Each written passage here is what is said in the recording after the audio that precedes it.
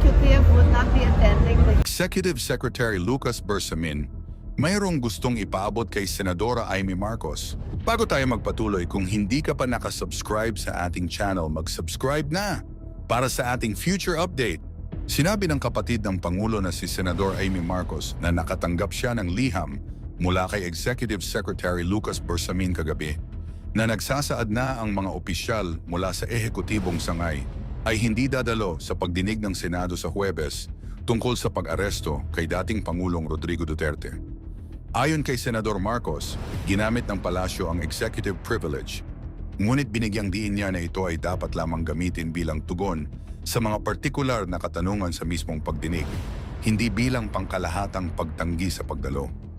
Pag hindi sumisipot ang duda ng tao may tinatago, wika niya, dagdag pa na nagpadala siya ng liham na nanghihikayat sa administrasyon ng kanyang kapatid na muling isaalang-alang ang kanilang desisyon at payagan ng mga opisyal na lumahok sa pagdinig. Ma'am, kanina sa speech ninyo you mentioned na nakatanggap kayo ng balita na hindi na pupunta yung mga cabinet officials sa hearing nyo on Thursday. Was it an official communication from the EF? Yes, I received a letter last night from ES Bersamin saying that the executive would not be attending the hearing on April 3. Eh nakakalungkot naman kasi alam niyo maraming tanong pa rin, biting pa rin kasi preliminary report lang naman ang kinaya ko.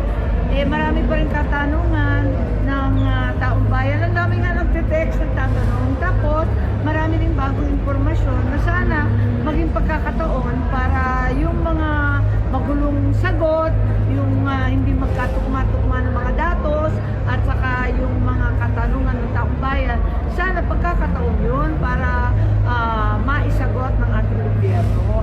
Yun nga ang inaantay ko. Sabi naman ng Presidente na hindi daw hihintuin. Pero liwa-liwanag ng sulat